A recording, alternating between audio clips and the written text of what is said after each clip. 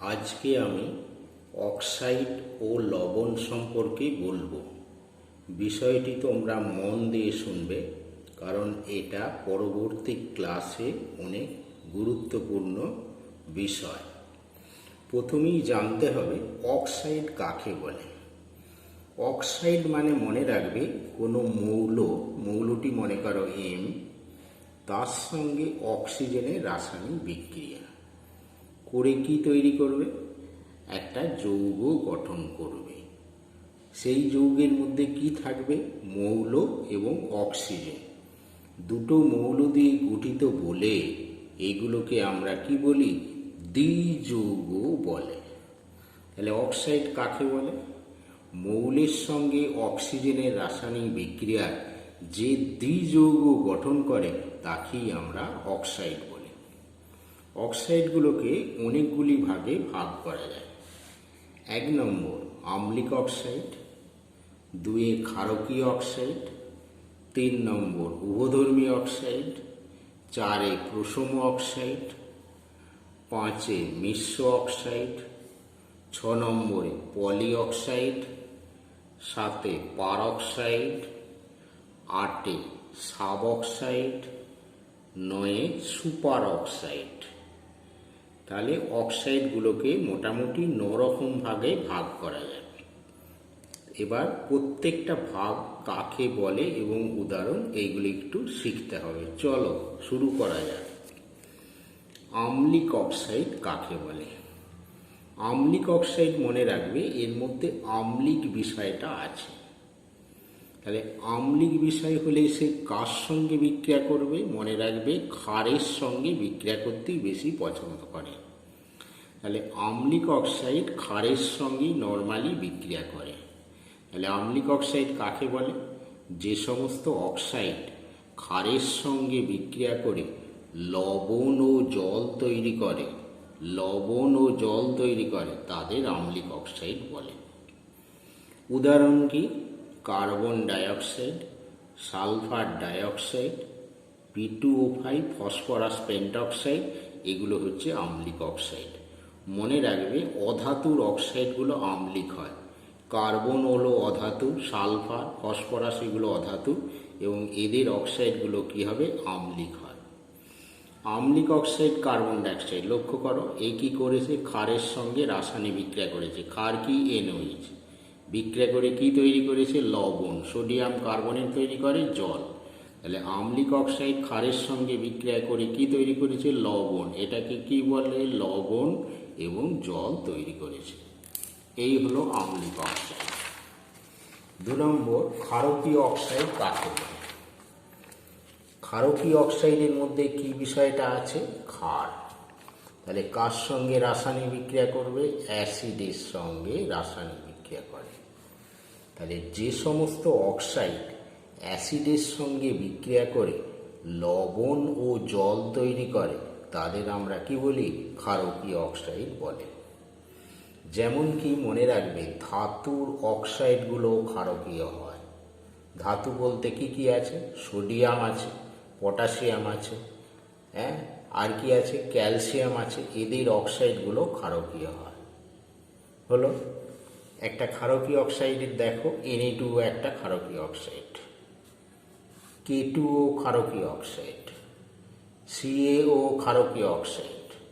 তাহলে এই ক্ষারকীয় অক্সাইডটা অ্যাসিড HCl এর সঙ্গে রাসায়নিক বিক্রিয়া করছে। 2Cl কি করছে? 2NaCl plus H2।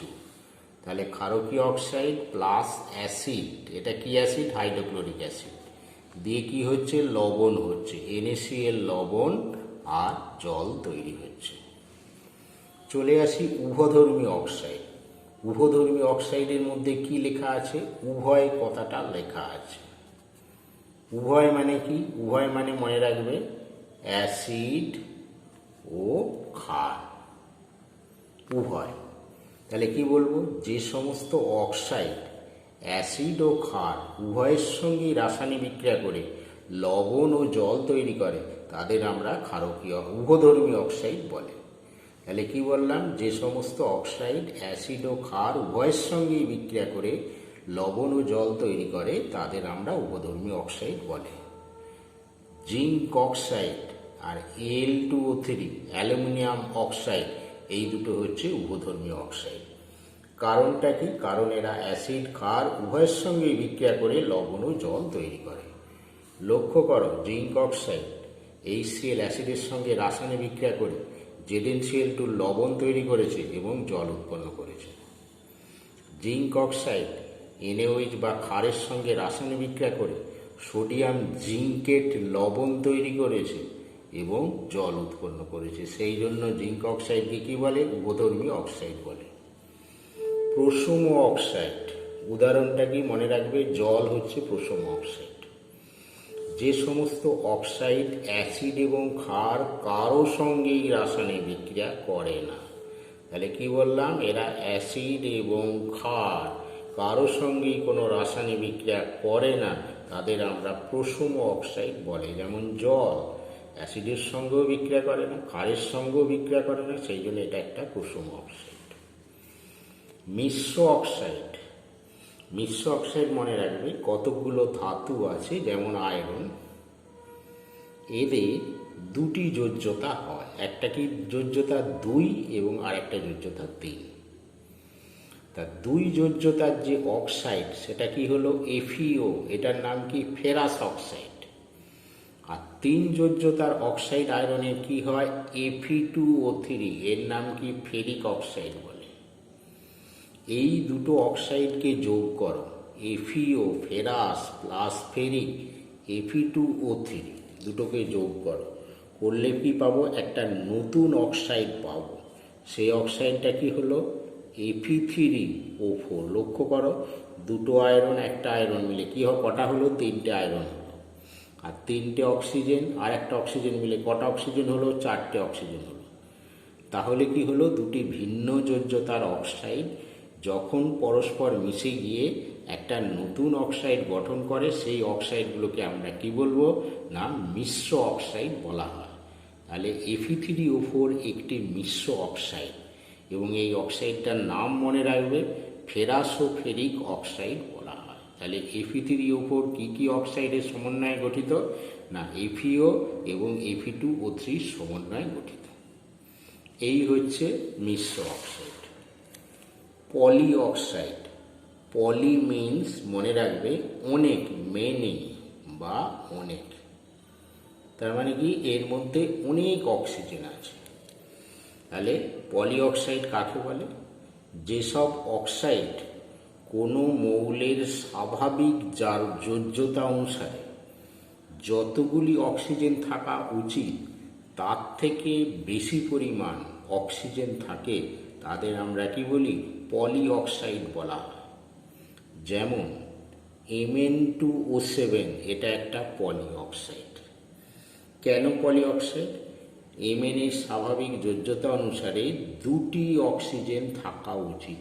MnO2 মোটামুটি 2টি অক্সিজেন থাকা উচিত, কিন্তু এখানে কটা আছে লক্ষ্য করো? তাহলে একটা ম্যাঙ্গানিজে 2টি অক্সিজেন, দুটো ম্যাঙ্গানিজে কটা অক্সিজেন থাকা উচিত? 4টে, কিন্তু এখানে আছে কটা? 7টা, অনেক বেশি আছে। সেই জন্য এটা একটা কি হচ্ছে? পলি অক্সাইড। Mn2O7 একটি পলি অক্সাইড। সাব অক্সাইড, সাব মানে কি? কম। তাহলে কি বলবো? সাব অক্সাইড কাকে বলে? যেসব অক্সাইড মৌলের স্বাভাবিক যোজ্যতা অনুসারে যতটুকু অক্সিজেন থাকা দরকার তার থেকে কম পরিমাণ অক্সিজেন থাকে, তাকে আমরা সাব অক্সাইড বলি।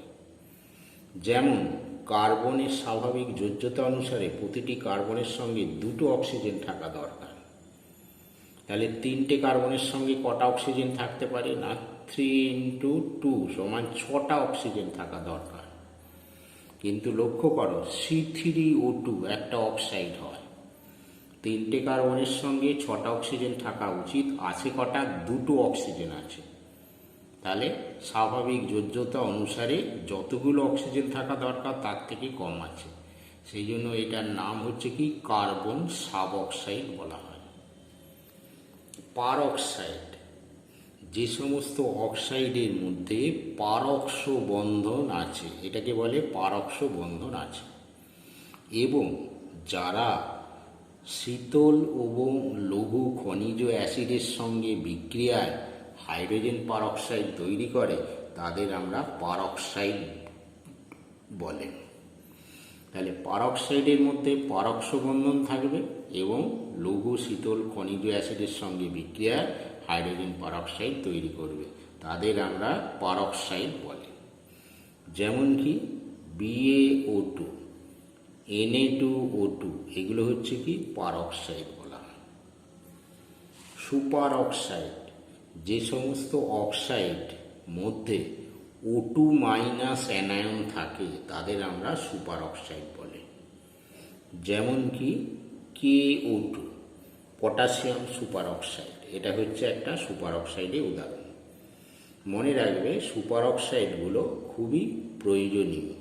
মহাকাশচারীরা যখন উপরে যায় বা চাঁদে বা কোনো গ্রহে যায় তখন তারা রকেটের মধ্যে সুপার অক্সাইডগুলো নেয়, কারণ এরা কার্বন ডাইঅক্সাইড গ্রহণ করে অক্সিজেন দিতে পারে, অর্থাৎ মানুষের শ্বাসকার্যে সাহায্য করতে পারে।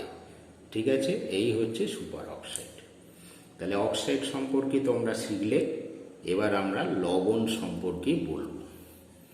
প্রথমেই জানতে হবে লবণ কাকে বলে।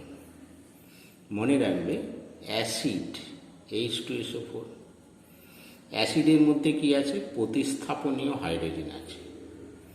সেই হাইড্রোজেনগুলো কি দিয়ে প্রতিস্থাপিত হতে পারে? কোনো ধাতু দ্বারা প্রতিস্থাপিত হতে পারে। তাহলে দুটো হাইড্রোজেন যদি ধাতু দ্বারা প্রতিস্থাপিত হয় কি তৈরি হবে? Na2SO4 হবে। সোডিয়াম ধাতু দ্বারা প্রতিস্থাপিত হলো, কিংবা জিঙ্ক ধাতু দ্বারা প্রতিস্থাপিত হতে পারে, হয়ে কি তৈরি করে? ZnSO4। এগুলোকে কি বলে? লবণ বলে। তাহলে লবণ কাকে বলে? অ্যাসিডের প্রতিস্থাপনীয় হাইড্রোজেন পরমাণুগুলি কোনো ধাতু বা ধাতুর মতো আচরণকারী মূলক দ্বারা সম্পূর্ণ বা আংশিক প্রতিস্থাপিত হয়ে যে পদার্থগুলো উৎপন্ন করে তাকেই লবণ বলে। লবণকে কয়েকটি ভাগে ভাগ করা যায়। নর্মাল লবণ 1, 2 নম্বর অ্যাসিড লবণ, 3 নম্বর ক্ষারকীয় লবণ, 4 নম্বর যুগ্ম লবণ, 5 নম্বর জটিল লবণ। এই লবণগুলো সম্পর্কে চলো দেখা যাক কতগুলো উদাহরণ দেখো। প্রথমে চলে আসি নর্মাল লবণ। মনে রাখবে নর্মাল লবণকে সমিত লবণও বলে। নর্মাল লবণ কাকে বলে? দেখো, নর্মাল লবণ বলার সময় এই কথাটা মনে রাখবে, সম্পূর্ণ প্রতিস্থাপন, এটা কিন্তু বলতেই হবে। তাহলে কাকে বলে নর্মাল লবণ?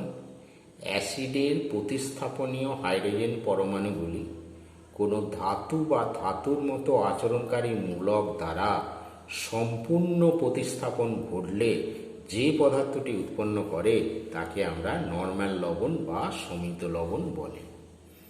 যেমন H2SO4 কি হলো?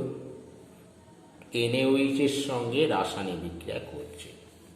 তাহলে সোডিয়াম ধাতু দ্বারা অ্যাসিডের হাইড্রোজেনগুলো সম্পূর্ণ প্রতিস্থাপিত হয়ে কি তৈরি করলো? Na2SO4 তৈরি করেছে। তাহলে Na2SO4টা একটা কি লবণ? নর্মাল লবণ বা সমিত লবণ। ঠিক আছে, H3PO4 তিনটে প্রতিস্থাপনীয় হাইড্রোজেন আছে। এটা দ্বারা যদি পটাশিয়াম ধাতু দিয়ে সম্পূর্ণ প্রতিস্থাপিত হয় কি হবে? K3PO4 হয়ে যাবে। তাহলে এটাও একটা কি লবণ? নর্মাল লবণ বা সমিত লবণ। অ্যাসিড লবণ, অ্যাসিড লবণের সংজ্ঞা বলার সময় এই কথাটা মনে রাখবে, আংশিক প্রতিস্থাপন হবে। আগেরটায় সম্পূর্ণ প্রতিস্থাপন ছিল, এটা হবে আংশিক প্রতিস্থাপন। তাহলে অ্যাসিড লবণ কাকে বলে? অ্যাসিডের প্রতিস্থাপনীয় হাইড্রোজেন পরমাণুগুলি কোনো ধাতু বা ধাতুর মতো আচরণকারী মূলক দ্বারা আংশিক প্রতিস্থাপন হলে তাকে আমরা অ্যাসিড লবণ বলে। যেমন H2SO4, এটা কি হচ্ছে? সোডিয়াম ধাতু দ্বারা প্রতিস্থাপিত হচ্ছে। কি হলো? আংশিক, দুটো ছিল একটা প্রতিস্থাপিত হচ্ছে। তাহলে একটা প্রতিস্থাপিত হলে কি হবে? একটা হাইড্রোজেন থেকে যাবে। তাহলে কি তৈরি করলো? NaHSO4। ছিল দুটো হাইড্রোজেন, দুটো প্রতিস্থাপিত হলো না, একটা প্রতিস্থাপিত হয়েছে, একটা রয়ে গেছে। তাহলে এই লবণটাকে আমরা কি বলবো? অ্যাসিড লবণ বলে।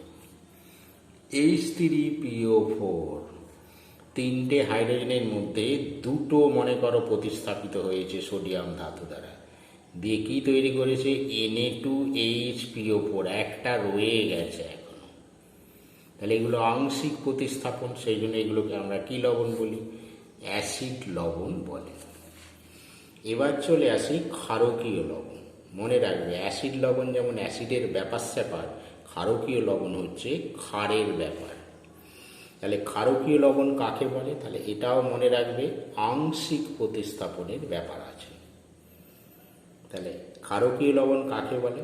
কোনো বহু আম্লিক ক্ষারে প্রতিস্থাপনীয় হাইড্রক্সিল মূলকগুলি যদি কোনো অ্যাসিড দ্বারা আংশিক প্রতিস্থাপন ঘটে, তাকে আমরা ক্ষারকীয় লবণ বলি।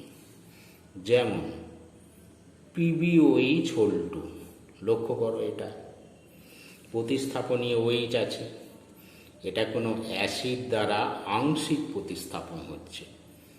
দুটো OH আছে, একটা প্রতিস্থাপিত হচ্ছে, কি তৈরি করবে? PbOHCl হলো, প্লাস তারপরে কি হলো? PbOHCl প্লাস জল তৈরি হলো। এই যে ক্ষারটা কি ছিল? OH, একটা প্রতিস্থাপিত হলো, একটা OH রয়ে গেল, এটা একটা বেসিক লবণ। এর নাম কি? Basic lead chloride. বেসিক লবণগুলোর নামের সময় সাধারণত বেসিক কথাটা থাকে, বেসিক লেড ক্লোরাইড। যুগ্ম লবণ, এগুলো তোমাদের ক্লাসে লাগবে না, একটু শিখে রাখো। যুগ্ম মানে কি? দুটি লবণের সমন্বয়ে গঠিত হয়েছে। K2SO4 আর Al2SO4 হোল 3 হয়েছে। পটাশিয়াম সালফেট আর অ্যালুমিনিয়াম সালফেট, দুটি লবণকে নির্দিষ্ট অনুপাতে পরস্পর মিশিয়ে দিলে তারা কয়েকটি জলের অণুর সঙ্গে যুক্ত হয়ে একটা নতুন লবণ তৈরি করে এবং সেগুলি কঠিন অবস্থাতেই স্থায়ী থাকে। এই ধরনের লবণকে যুগ্ম লবণ বলে।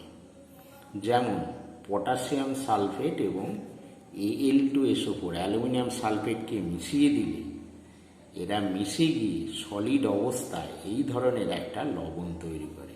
K2SO4 Al2SO4 হোল 3 24H2O, 24টা জলের অণুর সঙ্গে মিশে এই লবণটা তৈরি করে। এটাকে আমরা কি বলি? ফটকিরি বলা হয়। এটা একটা যুগ্ম লবণ, দুটি লবণ আছে। জটিল লবণ, জটিল লবণ কি হবে? না, দুটি লবণ পরস্পর মিশবে, দুটি লবণ পরস্পর মিশবে, মিশে কি করে? এমন একটা লবণ তৈরি করে যে লবণটার ধর্ম উপাদান মৌলগুলি থেকে একটু নতুন ধর্ম বিশিষ্ট হয়। এদের আমরা জটিল লবণ বলে। যেমন ফেরাস সায়ানাইড, পটাশিয়াম সায়ানাইড, দুটি লবণকে মিশিয়ে দাও, দুজনে মিশে গিয়ে একটা নতুন ধরনের যৌগ তৈরি করে। কি তৈরি করে? K4FeCN whole 6। এই যে লবণটা পেলে এর ধর্মটা এদের ধর্ম থেকে, এর কিছুটা ধর্ম এই দুটো ধর্ম থেকে আলাদা, সেই জন্য এটাকে আমরা কি বলি? জটিল লবণ বলে। জটিল লবণগুলোকে দেখবে এরকম থার্ড ব্র্যাকেটের মধ্যে লেখা হয়। কেন লেখা হয়, কি জন্য লেখা হয়, এগুলো তোমরা বড় হয়ে শিখবে। বড় হয়ে জটিল লবণ অনেক কার্যকারিতা আছে, এগুলো সম্পর্কে আরও ভালো করে জানবে। যে বিষয়টি বললাম এটা মন দিয়ে শুনবে, তাহলেই তোমাদের কাছে বিষয়টা পরিষ্কার হবে। আজকে এখানেই শেষ করছি।